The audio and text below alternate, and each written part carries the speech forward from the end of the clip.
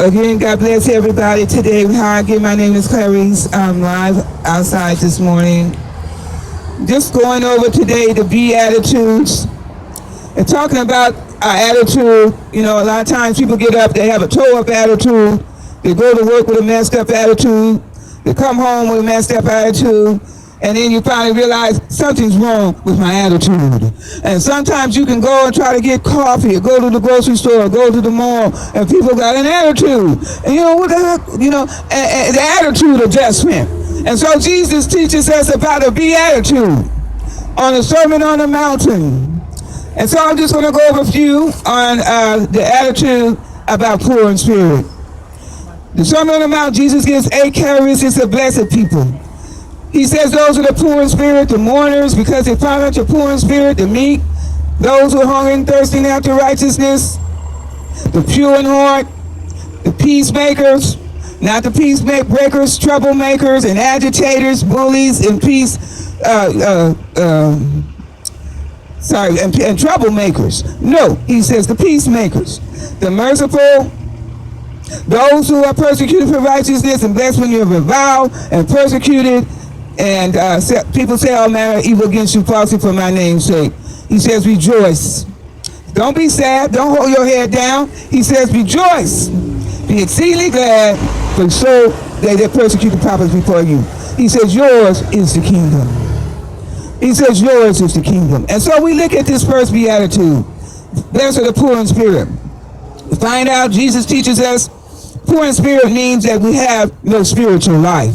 One of the things is that some people don't want to pray. Some people don't want to read their Bibles. Some people don't want to worship God. They don't want to praise Him. They want the pastor to do it. They want the preacher to do it. They want the bishop to do it. They want the choir to do it. But they don't want to do it themselves. And so Jesus said, well, you're poor in spirit.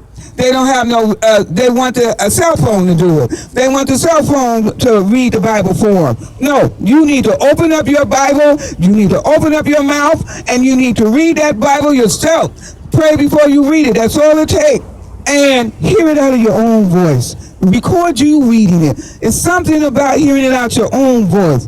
And Jesus says, yours is the kingdom.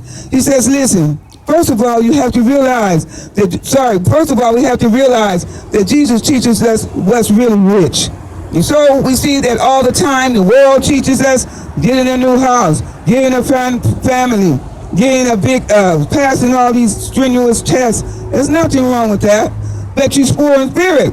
How much time are you spending in your word every day?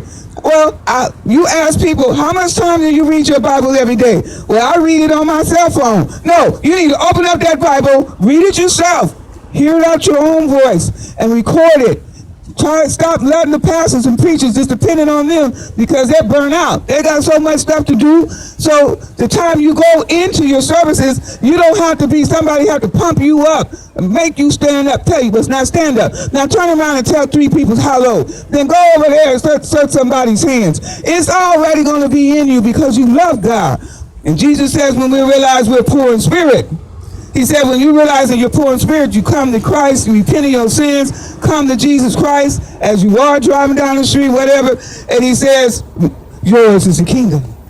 You said, it is? Yes, yours is the kingdom. You see, Christ teaches us 8 characteristics of blessed people, and not one of them is a material thing. No, not one of them. If He doesn't say blessed are those that have all the money in the world, no, He didn't say blessed are those that have all the money in the world. Did He say blessed are those that have all the oil wells and diamond mines and real estate value? He didn't say that. He said He's blessed, and when you realize you need God, and you come to Jesus. And so we look one more couple of things. The word blessed means happy, joy, peace, and love. And you say, well, look like I don't have that in my life. No, because some things we put in first. We're trying to push God out of our life. You cannot live this life in a sane manner and push God out of your life. With all due respect, you're living on God's dirt. With all due respect, everything that you're wearing, it comes from God. The cotton comes from the trees. The wood, the house that you're living in comes from the trees. The lumber comes from the trees. The water you're drinking every day comes from God. The air you breathe comes from God. So there's no way you can say, I don't want to have nothing to do with God.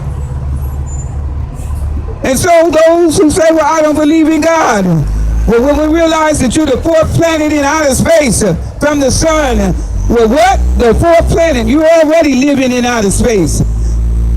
And going around every year, what, something 200, 400 miles a second in outer space, and you think you don't have nothing to do with God? You think that technology is holding you up there and breathing out in our lungs? How many beats a heartbeat a minute? How many a heart pump? He said, when we realize that we need God, yeah, we need God. We need God each and every day of our life. So Jesus says, when we realize that we're poor in that area, then Jesus said, then now you're blessed. That's the beatitude. We're blessed when we realize that we need God. We come to Jesus. You're going to have to come to Jesus one day.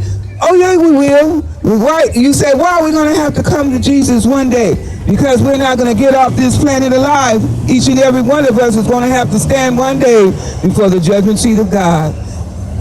And so the word blessed means happy, joy. We see Jesus' ministry with a different set of attitude, people.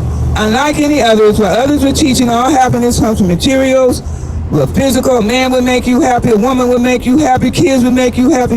If I just get this promotion, it would make you happy. But Jesus says no. He says first on the list is God.